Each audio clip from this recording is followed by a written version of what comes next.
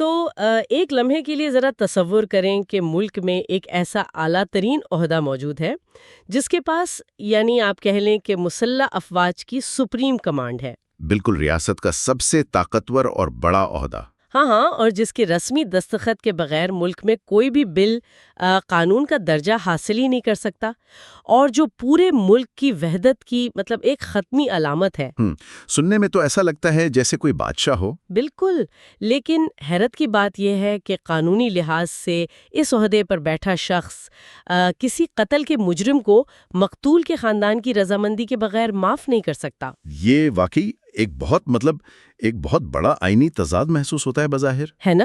تو آج ہم 1973 کے آئین پاکستان کا جو تفصیلی جائزہ لے رہے ہیں، اس میں صدارت کا یہ عہدہ اسی طرح کے بہت ہی دلچسپ اور پیچیدہ حقائق سے بھرا ہوا نظر آتا ہے۔ اور میرا خیال ہے کہ یہی وہ تضاد ہے جو آئین کے مطالعے کو انتہائی مسحور کن بنا دیتا ہے۔ صحیح۔ دیکھیں، دنیا کے کسی بھی روایتی صدارتی نظام میں ریاست کا سربراہ طاقت کا اصل سرچشمہ ہوتا ہے، جہاں تمام انتظامی فیصلے اسی کے قلم سے نکلتے ہیں۔ لیکن جب ہم اپنے آئین کو دیکھتے ہیں تو کہانی تھوڑی مختلف ہے۔ بالکل مختلف ہے۔ جب 1973 کے آئین کے حصہ سوم یعنی پارٹ 3 کا جائزہ لیا جائے نا، جس میں آرٹیکل 41 سے 49 تک وفاقی حکومت اور خاص طور پر صدر کے عہدے کا احاطہ کیا گیا ہے، تو یہاں طاقت اور اس پر لگائی گئی حدود کا ایک بالکل مختلف فلسفہ نظر آتا ہے۔ اور آج کی اس تفصیلی گفتگو کا مقصد اسی فلسفے کو کھول کر بیان کرنا ہے۔ آج ہمارے پاس جو ذرائع ہیں نا، ان میں آئین پاکستان کا مکمل مسودہ ہے، قانونی شکوں کو واضح کرنے والے کچھ بہت ہی زبردست مائنڈ میپس ہیں، اور قانونی تشریحات پر مبنی دستاویزات شامل ہیں۔ ان کی مدد سے چیزیں کافی حد تک واضح ہو جاتی ہیں۔ جی، اور ان سب کی مدد سے ہم یہ سمجھنے کی کوشش کریں گے کہ پاکستان کے اس وفاقی ڈھانچے میں صدر مملکت کی اصل حیثیت کیا ہے، ان کے پاس کیا حقیقی اختیارات ہیں، اور ان پر کون سی ایسی حدود عائد ہیں جو انہیں ایک مطلق العنان حکمران یعنی ڈکٹیٹر بننے سے روکتی ہیں۔ بالکل۔ تو اس سے پہلے کہ ہم یہ جانیں کہ صدر کیا کر سکتا ہے اور کیا نہیں، ہمیں ایک تاریخی پس منظر کو ذہن میں رکھنا ہوگا۔ یہ بہت ضروری ہے۔ دیکھیں، 1973 کا آئین کسی خلا میں نہیں لکھا گیا تھا۔ یہ ایک ایسے وقت میں مرتب ہوا جب ملک ایک بہت بڑے سانحے سے گزر چکا تھا۔ آپ 71 کے حوالے سے بات کر رہے ہیں؟ جی بالکل۔ اس سے پہلے 1962 کے آئین کے تحت ہم صدارتی نظام کا ایک ایسا تجربہ کر چکے تھے جس میں صدر کے پاس لامحدود اور مرکزیت پسند اختیارات تھے، جس کی وجہ سے وفاقی اکائیوں میں یعنی صوبوں میں ایک شدید احساس محرومی پیدا ہوا تھا۔ بالکل صحیح کہا آپ نے۔ اس بے پناہ مرکزیت نے بہت نقصان پہنچایا۔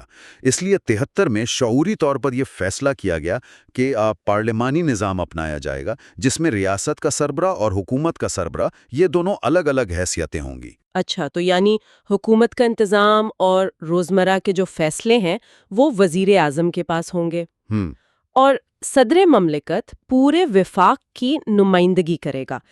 ایک طرح سے وہ ایک ایسا غیر جانبدار امپائر ہوگا جو کھیل کے اصولوں کی پاسداری کو یقینی بنائے گا، نہ کہ خود اس سیاسی اکھاڑے میں اتر کر کھیل کا حصہ بنے۔ بالکل، امپائر والی مثال بالکل پرفیکٹ ہے۔ تو اسی تصور کو ذہن میں رکھتے ہوئے جب ہم آرٹیکل 41 کو دیکھتے ہیں، جہاں صدر کی اہلیت کا ذکر ہے، تو کچھ بہت ہی مخصوص شرائط سامنے آتی ہیں۔ پہلی شرط تو یہ ہے کہ صدارتی امیدوار کا مسلمان ہونا لازمی ہے۔ جی، اور دوسری شرط یہ ہے کہ وہ قومی اسمبلی کا ممبر بننے کا اہل ہو۔ اور تیسری جو مجھے سب سے زیادہ دلچسپ لگی وہ یہ ہے کہ اس کی عمر کم از کم 45 سال ہو۔ اب یہاں میرے ذہن میں ایک الجھن پیدا ہوتی ہے۔ کیسی الجھن؟ دیکھیں، قومی اسمبلی کا ممبر بننے کے لیے یا حتیٰ کہ وزیر اعظم بننے کے لیے تو عمر کی کم از کم حد 25 سال ہے، تو صدر کے لیے یہ 45 سال کی کڑی شرط کیوں؟ یہ ایک بہت ہی اہم پہلو ہے۔ دیکھیں، یہ 45 سال محض کوئی ہنسا نہیں ہے، یہ آئین سازوں کی جانب سے رکھا گیا ایک نفسیاتی اور عملی فلٹر ہے۔ نفسیاتی فلٹر؟ وہ کیسے؟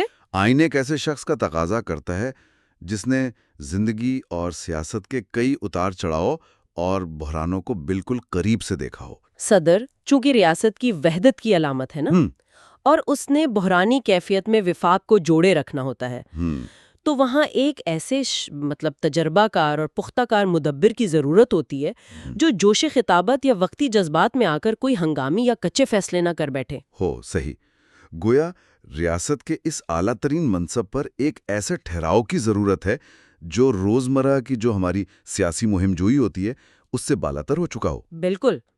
اور چونکہ اس امیدوار کے لیے قومی اسمبلی کا ممبر بننے کے اہل ہونا بھی ضروری قرار دیا گیا ہے، تو اس کا سیدھا سا مطلب یہ ہے کہ آئین کے آرٹیکل 62 اور 63 کی تمام کڑی شرائط ان پر لاگو ہوں گی؟ جی ہاں، بالکل. جس میں مالی دیانتداری، کردار کی درستگی اور وہ جو ہم اکثر سنتے ہیں نا، صادق اور امین ہونا. ہاں، وہ سب خود بخود صدارت کے امیدوار پر بھی لاگو ہو جاتا ہے. یہ شرط اس بات کو یقینی بناتی ہے کہ ریاست کا سربراہ کوئی ایسا شخص نہ ہو جس پر کسی قسم کا قانونی یا اخلاقی داغ ہو. یہ اہلیت کا ایک انتہائی سخت دائرہ ہے.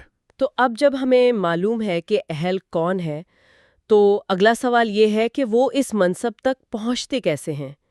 کیونکہ یہ کوئی عام الیکشن تو ہوتا نہیں ہے. نہیں، عام الیکشن تو بالکل نہیں ہوتا. عام طور پر ایک شہری جب الیکشن کا نام سنتا ہے تو ذہن میں آتا ہے کہ سیدھا پولنگ سٹیشن جا کے ووٹ ڈالنا ہے. لیکن صدر کا انتخاب ایک خاص الیکٹورل کالج کے ذریعے ہوتا ہے. جی، الیکٹورل کالج یا جسے ہم انتخابی ادارہ بھی کہتے ہیں. عام انتخابات میں عوام براہ راست اپنے نمائندے چنتے ہیں، لیکن صدر چونکہ پورے وفاق کا نمائندہ ہے نا، تو اس کا انتخاب عوامی نمائندوں کے ذریعے بالواسطہ یعنی انڈائریکٹ طریقے سے ہوتا ہے. بالکل. اس الیکٹورل کالج میں پارلیمنٹ کے دونوں ایوان شامل ہوتے ہیں، یعنی سینٹ اور قومی اسمبلی، اور اس کے ساتھ ساتھ چاروں صوبائی اسمبلیاں بھی اس کا حصہ ہوتی ہیں. اب یہاں ایک بہت ہی پیچیدہ اور دلچسپ تکنیکی پہلو سامنے آتا ہے. وہ کیا؟ دیکھیں، اگر چاروں صوبائی اسمبلیاں اس انتخاب میں ووٹ ڈال رہی ہیں تو آبادی کے لحاظ سے تو پنجاب اسمبلی کے ممبران کی تعداد بلوچستان اسمبلی سے کئی گنا زیادہ ہے نا؟ بالکل ہے. تو اگر ہر ممبر کا ووٹ برابر گنا جائے تو کوئی بھی امیدوار صرف پنجاب اور ایک آدھ اور صوبے کی حمایت حاصل کر کے تو بڑی آسانی سے صدر بن جائے گا. تو پھر اس انتخاب میں تمام صوبوں کی برابری کیسے یقینی بنائی جاتی ہے؟ مطلب ایک بڑی اسمبلی کی آواز چھوٹی اسمبلی کو کیوں نہیں دباتی؟ یہی تو 1973 کے آئین کے وفاقی ڈھانچے کی سب سے خوبصورت ایک گہری حقیقت ہے. آئین سازوں نے بڑی اور چھوٹی آبادی والے صوبوں کے درمیان اس فرق کو مٹانے کے لیے کمال کا ریاضیاتی فارمولہ وضع کیا ہے. اچھا، وہ کیا فارمولہ ہے؟ اسے تھوڑا کھول کر دیکھتے ہیں. دیکھیں، اس الیکٹورل کالج میں ہر صوبائی اسمبلی کے کل ووٹوں کی طاقت کو سب سے چھوٹی اسمبلی یعنی بلوچستان اسمبلی کے ارکان کی کل تعداد کے برابر کر دیا گیا ہے. ایک منٹ، اگر اس کو مزید آسان کر کے سمجھایا جائے تو اس کا مطلب یہ ہے کہ صدارتی انتخاب کے دن بلوچستان اسمبلی کا ہر ممبر جب ووٹ ڈالے گا تو وہ پورا ایک ووٹ تصور کیا جائے گا. جی بالکل، وہ پورا ایک ووٹ ہوگا. لیکن جب پنجاب، سندھ یا خیبر پختونخوا کی اسمبلیوں میں ووٹنگ ہوگی تو وہاں کئی ممبران کے ووٹ مل کر الیکٹورل کالج کا صرف ایک ووٹ بنیں گے. بالکل ایسا ہی ہے. طریقہ یہ ہے کہ باقی تینوں صوبائی اسمبلیوں کے کل کاسٹ شدہ ووٹوں کو بلوچستان اسمبلی کی کل نشاستوں کے تناسب سے تقسیم کیا جاتا ہے. واہ! تو اس ریاضیاتی برابری کا حتمی نتیجہ یہ نکلتا ہے کہ صدارتی انتخاب کی گنتی میں چاروں صوبوں کی جو حتمی قانونی آواز ہے وہ بالکل برابر ہو جاتی ہے. 100%.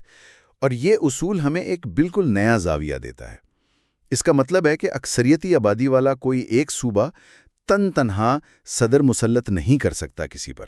یعنی جو بھی شخص صدر بننا چاہتا ہے اسے وفاق کے ہر کونے میں اور خاص طور پر چھوٹی اکائیوں میں اپنی سیاسی قبولیت ثابت کرنی پڑتی ہے. یہ احساس محرومی کو ختم کرنے اور وفاقیت کو مضبوط کرنے کا ایک انتہائی مؤثر طریقہ ہے. اور اسی متوازن الیکٹورل کالج کے ذریعے صدر منتخب ہوتا ہے. اور پھر ان کے عہدے کی مدت 5 سال مقرر کی گئی ہے. جی، یہ 5 سال کی مقررہ مدت انہیں ایک ایسا استحکام دیتی ہے جس کی بدولت وہ ہر روز بدلتی ہوئی جو سیاسی صف بندیاں ہیں ان سے بے نیاز ہو کر پوری ریاست کی فلاح کے لیے کام کر سکتے ہیں. صحیح. اب فرض کریں کہ ایک صدر اس پیچیدہ انتخاب سے گزر کر 5 سال کے لیے مسند صدارت پر بیٹھ جاتا ہے تو یہاں طاقت اور احتساب کا ایک نیا سوال جنم لیتا ہے۔ کیسا سوال؟ کیا وہ شخص ان 5 سالوں کے لیے مکمل طور پر قانون اور احتساب سے بالاتر ہو جاتا ہے؟ مطلب اگر کوئی صدر آئین کی خلاف ورزی کرنے لگے تو کیا اسے ہٹانے کا کوئی طریقہ ہے یا وہ مکمل طور پر محفوظ ہے؟ دنیا کا کوئی بھی جمہوری نظام کسی عہدے کو احتساب سے بالاتر نہیں رکھتا۔ ہمارے ذرائع کے مطابق آرٹیکل 47 صدارتی مواخذہ یعنی امپیچمنٹ کا تفصیلی طریقہ کار فراہم کرتا ہے۔ تو اس سب کا مطلب کیا ہے؟ کیا صدر کو ہٹانا بہت آسان ہے؟ نہیں، بالکل آسان نہیں ہے۔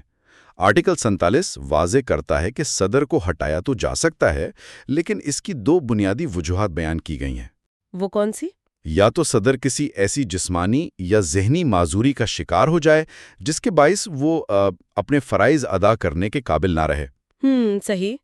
اور دوسری؟ یا پھر اس پر کسی سنگین آئینی خلاف ورزی جس میں آئین کو توڑنا شامل ہے اس کا الزام ثابت ہو جائے، لیکن اس عمل کو جان بوجھ کر انتہائی کٹھن اور طویل رکھا گیا ہے۔ کتنا کٹھن؟ مطلب پروسیس کیا ہے اس کا؟ دیکھیں، پہلے پارلیمنٹ کے کسی بھی ایوان کے کم از کم نصف ارکان یعنی آدھے ممبران کا تحریری نوٹس درکار ہے۔ اس کے بعد باقاعدہ تحقیقات کا مرحلہ آتا ہے۔ اچھا۔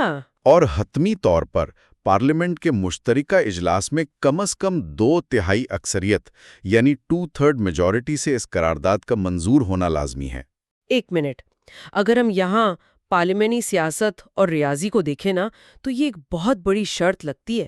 ایک ایسی مخلوط حکومت جو سینٹ اور قومی اسمبلی میں محض چند ووٹوں کی برتری پر کھڑی ہو، وہ تو کبھی بھی 2/3 اکثریت حاصل نہیں کر پائے گی، ہے نا؟ بالکل درست۔ تو کیا 2/3 اکثریت کی اس کڑی شرط کا مطلب یہ نہیں ہے کہ ایک صدر عملی طور پر ناقابل تسخیر ہو جاتا ہے؟ آپ کا تجزیہ بہت زبردست ہے، لیکن اسے اس زاویے سے دیکھنا چاہیے کہ مواخذے کا عمل اتنا مشکل کیوں رکھا گیا ہے؟ کیوں رکھا گیا ہے؟ فرض کریں اگر صدارتی مواخذہ محض پارلیمنٹ کی سادہ اکثریت سے ممکن ہوتا تو کیا ہوتا؟ ہر نئی آنے والی حکومت جس کے پاس ظاہری بات ہے سادہ اکثریت ہوتی، وہ سب سے پہلے تو پچھلے صدر کو گھر بھیجتی۔ ہاں۔ یعنی صدر ہر وقت حکومت کی بلیک میلنگ کا شکار رہتا اور کبھی بھی وہ جو وفاق کی علامت والا کردار ہے وہ ادا نہ کر پاتا۔ بالکل۔ آئین سازوں نے صدر کو حکومتی دباؤ سے مکمل طور پر آزاد رکھنے کے لیے یہ مشکل شرط رکھی ہے۔ اس بات کو یقینی بنایا گیا ہے کہ حکومت محض سیاسی اختلافات کی بنیاد پر ریاست کے سربراہ کو نہ ہٹا سکے۔ یعنی اگر صدر واقعی کوئی بہت بڑی آئینی خلاف ورزی کرے گا تبھی حکومت اور اپوزیشن سمیت تمام بڑی سیاسی قوتیں ایک پیج پر آئیں گی؟ جی، تبھی وہ 2/3 اکثریت کا ہنسا حاصل ہو سکے گا۔ مواخذہ تبھی ممکن ہے جب وہ معاملہ صرف حکومت کی ناراضگی کا نہ ہو بلکہ پوری ریاست کی بقا اور آئین کی حرمت کا بن جائے۔ زبردست۔ تو احتساب کے بعد اب ہم صدر کے ان اختیارات کی بات کرتے ہیں جو بظاہر رسمی نوعیت کے باوجود انتہائی طاقتور ہیں، اور یہاں آ کر بات واقعی بہت دلچسپ ہو جاتی ہے۔ آپ معافی کے اختیار کی بات کر رہی ہیں، آرٹیکل 45؟ جی ہاں، بالکل۔ آرٹیکل 45 ذرائع بتاتے ہیں کہ صدر کے پاس سزاؤں کو معاف کرنے یا ان میں کمی کرنے کا اختیار ہے۔ دیکھیں، یہ اختیار عالمی سطح پر سربراہ مملکت کا ایک انتہائی طاقتور اختیار سمجھا جاتا ہے۔ اس کے پیچھے ایک جدید ریاستی فلسفہ ہے۔ وہ کیا فلسفہ ہے؟ جدید قانون یہ کہتا ہے کہ ہر جرم دراصل ریاست کے خلاف ہوتا ہے۔ چونکہ صدر ریاست کا سب سے بڑا نمائندہ ہے، تو اسے یہ اختیار دیا جاتا ہے کہ وہ رحم کی اپیل سن کر مجرم کی سزا کو معاف کر دے، تاکہ اگر عدالتی نظام میں انصاف کی فراہمی میں کوئی بڑی چوک ہو گئی ہو تو اسے ریاستی سطح پر درست کیا جا سکے۔ بالکل۔ لیکن ہمارے 73 کے آئین میں اس بظاہر لامحدود سمجھے جانے والے اختیار پر ایک بہت بڑی آئینی حد لگائی گئی ہے، اور وہ حد اسلامی قانون کے تحت قصاص اور دیت کے معاملات ہیں۔ صحیح؟ تو کیا اس کا مطلب یہ ہے کہ صدر کا اختیار لامحدود نہیں ہے؟ مطلب اگر کسی پر قتل ثابت ہو چکا ہے تو صدر اسے معاف نہیں کر سکتا؟ جی ہاں، بالکل معاف نہیں کر سکتا، اور اس کی جڑیں اسلامی فقہ میں جرم کی نوعیت کو سمجھنے میں پیوست ہیں۔ اسے تھوڑا آسان کر کے بتائیں۔ دیکھیں، جدید مغربی قانون کہتا ہے کہ قتل ریاست کے خلاف جرم ہے، لیکن اسلامی قانون اور 73 کے آئین کی روشنی میں وہ جرائم جو جسمانی نقصان پہنچانے یا قتل سے متعلق ہیں انہیں ریاست کے خلاف نہیں بلکہ براہ راست فرد اور اس کے خاندان کے خلاف جرم مانا جاتا ہے۔ یہ نکتہ تو اس پورے ریاستی بیانیے کو تبدیل کر کے رکھ دیتا ہے۔ بالکل۔ اس کا مطلب ہے کہ ریاست یعنی بذریعہ صدر کسی ایسے جرم کو معاف نہیں کر سکتی جہاں اسلامی قانون کے تحت معاف کرنے کا حق صرف متاثرہ فرد یا اس کے خاندان کے پاس ہو۔ یہ قانونی لحاظ سے انتہائی جامع تشریح ہے۔ پاکستان کی سپریم کورٹ اور وفاقی شرعی عدالت کے متعدد فیصلوں نے اسے قانون کا حصہ بنا دیا ہے کہ آرٹیکل 45 کے تحت صدر کا معافی کا اختیار قصاص کی سزاؤں پر لاگو نہیں ہوتا۔ مطلب ریاست اس حق کو معاف نہیں کر سکتی جس کی ملکیت ہی اس کے پاس نہیں ہے۔ بالکل درست۔ یہ جدید آئینی قانون اور اسلامی اصولوں کا ایک بہترین امتزاج ہے۔ واقعی؟ تو اختیارات کے اس خوبصورت توازن کے بعد اب بات کرتے ہیں قانون سازی کے عمل میں صدر کے کردار کی، خاص طور پر اس وقت جب پارلیمنٹ موجود نہ ہو۔ آپ آرٹیکل 99 یعنی آرڈیننس جاری کرنے کے اختیار کی طرف آ رہی ہیں۔ جی، جب پارلیمنٹ کا اجلاس نہ ہو رہا ہو تو صدر ہنگامی حالات کے لیے قانون جاری کر سکتا ہے۔ دیکھیں، ریاست کا پہیہ تو چلنا ہے نا۔ اگر ملک کو کسی نئے قانون کی فوری ضرورت پڑ جائے اور سینٹ یا قومی اسمبلی کا اجلاس نہ ہو رہا ہو تو کیا ہم اجلاس بلانے اور طویل بحث کا انتظار کریں گے؟ جس سے تو صورتحال اور خراب ہو سکتی ہے۔ اس لیے آرٹیکل 99 صدر کو یہ اختیار دیتا ہے کہ وہ ایک آرڈیننس جاری کر دے۔ اس کی قانونی طاقت بالکل پارلیمنٹ کے پاس کردہ ایک جیسی ہی ہوتی ہے۔ مجھے اس پر ایک مثال ذہن میں آ رہی ہے۔ ہم یہ فرض کرتے ہیں کہ ایک بہت بڑا سیلاب آ گیا ہے اور دریا پر بنا ایک اہم پل ٹوٹ گیا ہے۔ اچھا۔ اب ہنگامی صورتحال ہے تو ظاہر ہے کہ ہم باقاعدہ انجینئرز کو بلا کر نقشے منظور کروا کر مہینوں میں نیا کانکریٹ کا پل تو نہیں بنا سکتے نا۔ بالکل نہیں، ٹریفک تو رکی ہوئی ہے۔ تو ہم کیا کرتے ہیں؟ ہم فوج یا متعلقہ محکمے کو بلوا کر فوراً کشتیوں کا ایک عارضی پل کھڑا کر دیتے ہیں تاکہ راستہ بحال ہو جائے۔ تو یہ جو آرڈیننس ہے یہ بالکل اس عارضی پل کی طرح نہیں ہے۔ یہ ایک انتہائی زبردست مثال دی ہے آپ نے۔ واقعی آرڈیننس کا بنیادی مقصد اور اس کی روح ایک عارضی بندوبست ہی ہے۔ آپ کو فوراً راستہ چاہیے ہوتا ہے۔ لیکن آپ اصل مماروں کو یعنی پارلیمنٹ کو ہمیشہ کے لیے نظر انداز تو نہیں کر سکتے نا؟ قطعی نہیں۔ اسی لیے آئین اس عارضی پل کی ایک میعاد مقرر کرتا ہے۔ ایک ریاست مستقل طور پر عارضی پل پر نہیں چل سکتی۔ آئین واضح کرتا ہے کہ اس آرڈیننس کی زندگی صرف 120 دن تک ہوگی۔ اور آپ کے پاس اس پل کو پکا کرنے کے لیے صرف 120 دن ہوتے ہیں؟ بالکل۔ اس 120 دن کے اندر پارلیمنٹ کا اجلاس ہر صورت منعقد ہونا ہوتا ہے اور پھر اس ہنگامی قانون کو پارلیمنٹ کے سامنے پیش کیا جاتا ہے۔ اور اگر 120 دن گزر جائیں اور وہ پارلیمنٹ سے منظور نہ ہو تو وہ عارضی پل مطلب وہ آرڈیننس خود بخود اپنی موت آپ مر جاتا ہے اور کالعدم تصور ہوتا ہے۔ اس طرح وفاقی جمہوری نظام میں پارلیمنٹ کی بالادستی برقرار رہتی ہے۔ کمال ہے۔ تو اگر ہم اس تفصیلی مطالعے کا نچوڑ نکالیں تو ماہر قانون ہونے کے ناطے آپ کیا کہیں گے؟ میں بس یہی کہوں گا کہ 73 کے آئین کے تحت صدر محض ایک کٹھ پتلی نہیں ہے بلکہ وفاق کی ایک پختہ علامت ہے۔ وہ 45 سال کی عمر کی شرط ان کے تجربے کو ظاہر کرتی ہے۔ اور وہ الیکٹورل کالج پورے ملک کی نمائندگی کو؟ بالکل۔ ان کے پاس معافی اور ہنگامی قانون سازی کے اہم اختیارات تو ہیں، لیکن وہ آئین کی حدود اور اسلامی قوانین کے مکمل پابند ہے۔ تو سننے والوں کے لیے ان باتوں کو جاننا اس لیے ضروری ہے تاکہ ہم یہ سمجھ سکیں کہ ریاست کی طاقت کسی ایک فرد کے ہاتھ میں نہیں ہے بلکہ مختلف آئینی اداروں کے درمیان بٹی ہوئی ہے۔ طاقت پر چیک اینڈ بیلنس بہت ضروری ہے۔ جی، اور جاتے جاتے ہم سننے والوں کے لیے ایک سوال چھوڑنا چاہیں گے جس پر آپ سب کو غور کرنا چاہیے۔ آج ہم نے دیکھا کہ آرڈیننس صرف 120 دن کے لیے ہوتا ہے اور ہنگامی حالات میں آتا ہے۔ جی۔ تو کیا ہنگامی قانون سازی کا یہ اختیار جمہوری بحث و مباحثے کو عارضی طور پر بائی پاس کرنے کے لیے استعمال ہو سکتا ہے؟ اگلی بار جب آپ خبروں میں کسی نئے آرڈیننس کا ذکر سنیں تو ضرور سوچیں، کیا واقعی اتنی ہنگامی صورتحال تھی کہ پارلیمنٹ کے اجلاس کا انتظار نہیں کیا جا سکتا تھا؟ یہ واقعی ایک بہت اہم سوال ہے جس پر سوچنا بنتا ہے۔ بالکل۔ تو اس ڈیپ ڈائیو میں آج کے لیے بس اتنا ہی۔ ملتے ہیں اگلے ایپیسوڈ میں۔